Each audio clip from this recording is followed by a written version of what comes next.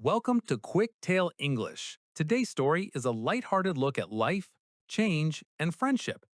Topic: The neighbor who changed everything. Elara loved her apartment. It was small, quiet, and was located near a beautiful park in Edinburgh.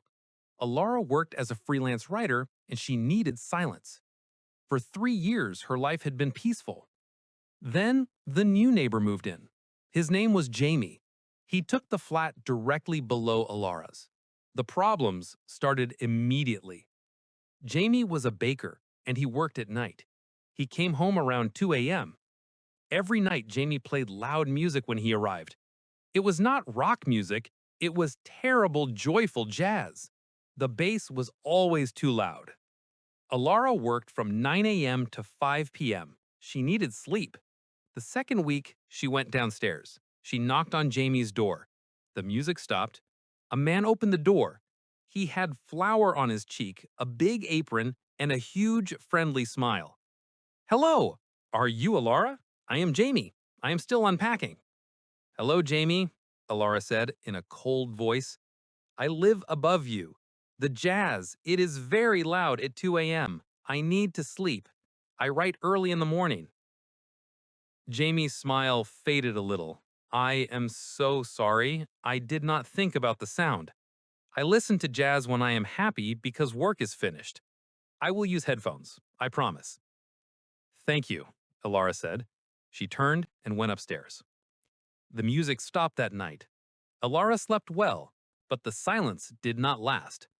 The next problem was the smell. Jamie baked all day and he practiced his recipes at home. His kitchen was a cloud of sugar and yeast.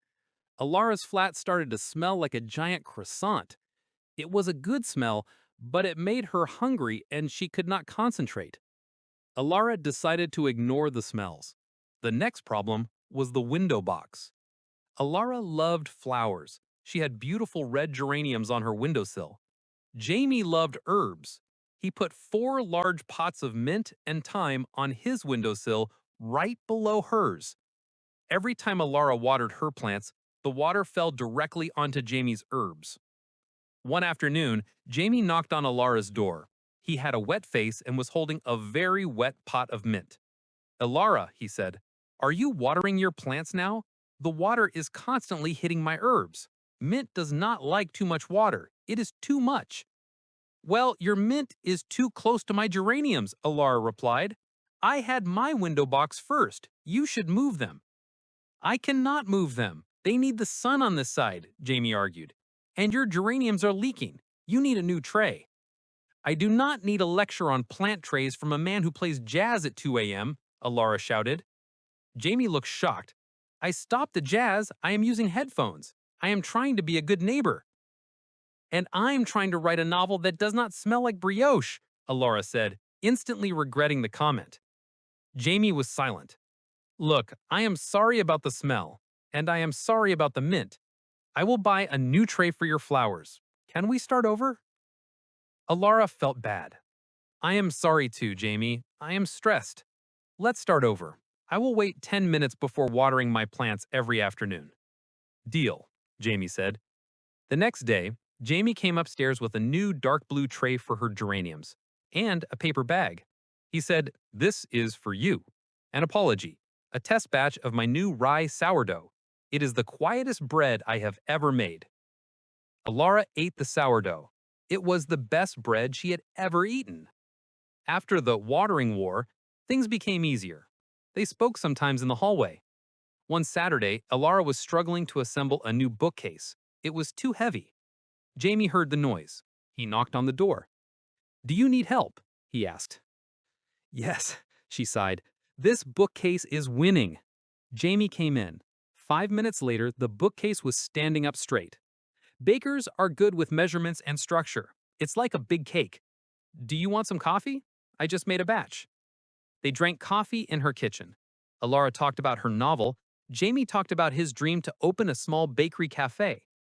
"My biggest problem is finding a place," Jamie said. "The rent is too high near the city center."